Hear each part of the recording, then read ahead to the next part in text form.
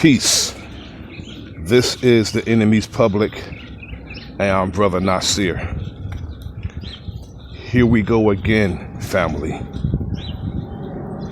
Another brother was murdered by police on Sunday in Brooklyn Center Minneapolis, 15 minutes away from where George Floyd's murderer is on trial. Now, already we have conflicting stories. First,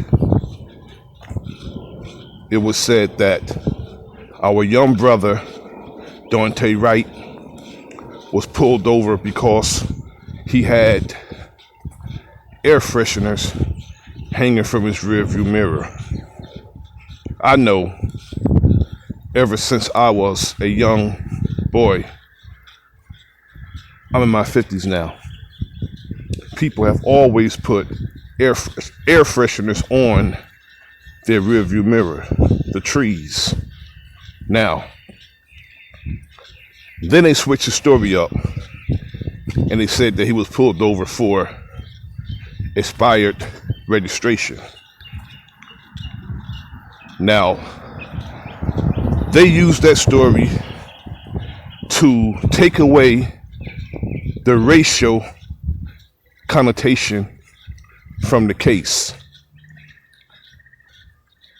They used the air freshener as a PC, probable cause, pretense, to pull them over.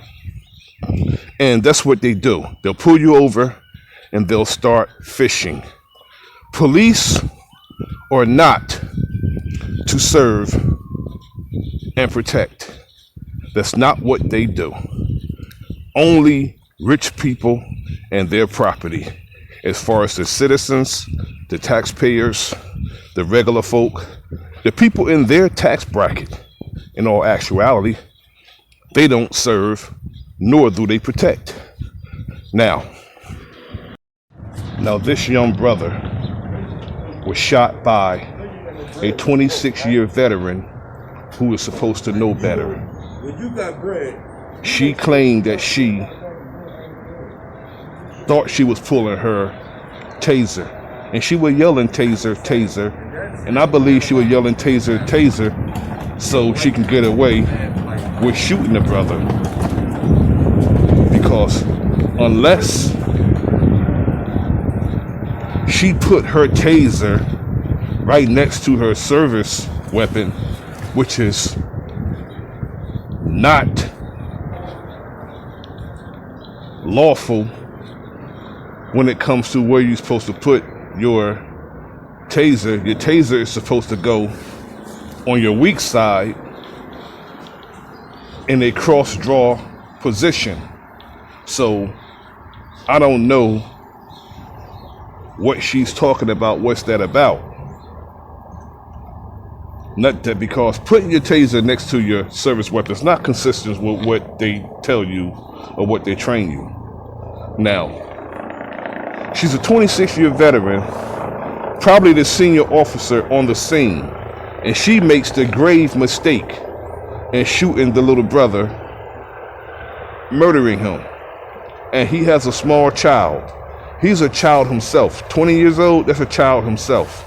He's not a man to me. He's of age, but I have ties and handkerchiefs older than that. Jewelry older than that. And this baby, someone's mourning him now because of a grave mistake that someone who's supposed to be trained should know. Now,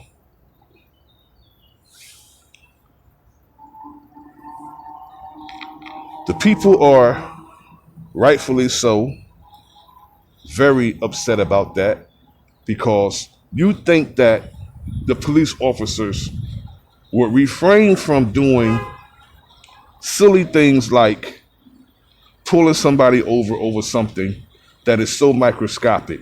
And then they said it was a mistake. But what about the intentional event that led to the mistakes that were made? Like pulling him over and then fishing after you pulled him over. Of course, the young man was scared. And then leaving him, instead of taking him to the back of the car, leaving him there to be tempted in the first place to get back into his vehicle and flee. And not only that, there's several things they could have done besides pulling a weapon. They always pull weapons when it comes to us, because I have a video that I will leave in the description where a white man, grown man, was pulled over in a truck, and he had a gun visible, and the police officer seen it, and they told him not to reach. And he reached, and they said, if you reach again, I'm going to sick the dog on you. And the man in the car, the white man in the car said, if you sick that dog on me, I'm going to shoot you. He said that to the police officer. I'm going to shoot you if you sick the dog on me. Fast forward, the white man have had enough with the police officers harassing him, because they were harassing him like they do us. He decided to put the car in drive and drive off.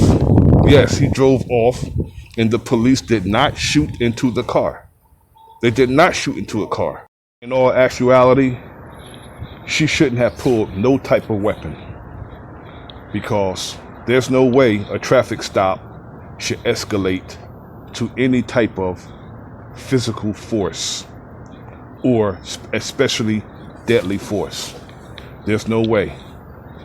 Yet when it comes to us, it always escalates to physical force and deadly force. And yet they expect us to trust them. When these police officers violate people's rights and murder people, fellow police officers who want us to trust them raise hundreds of thousands of dollars. They don't turn their back on them for making them look bad. They still support this officer who is a road cop. They allow him to come among them, and they don't shun him. Yet we're supposed to trust them as the protectors of our people. They're not here to protect us. We need to understand that, not believe it. We need to know it, because it's been a proven fact. Now, what are we going to do? We're going to wait our turn to be their victim, or we're just going to act? Are we going to act, or are we going to wait to be their victims? Because it seems as if we're all waiting to be murdered by them. We're waiting our turn. And that's not a good thing at all. There's no way Kim Potter thought that she was reaching for her taser when she shot our little brother, Daunte Wright. Again, a taser is put in or on your weak side in a cross-draw position.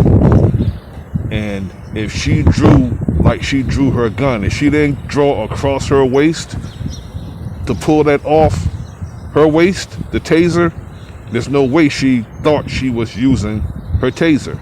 No way. We can't let her get away with that. We can't let the police chief get away with saying that it's a mistake. And not only that, there was a young lady, a passenger, sitting across on the side of our brother, and she shot in the vehicle. She could have shot in the young lady also. She could have shot her too. And she didn't care about that. She said taser, taser, taser, and then shot the young brother, killing him. Kim Potter is president of the Brooklyn Center Police Union, and also she was training a rookie officer at the time she made that grave decision, showing the rookie officer everything of what not to do.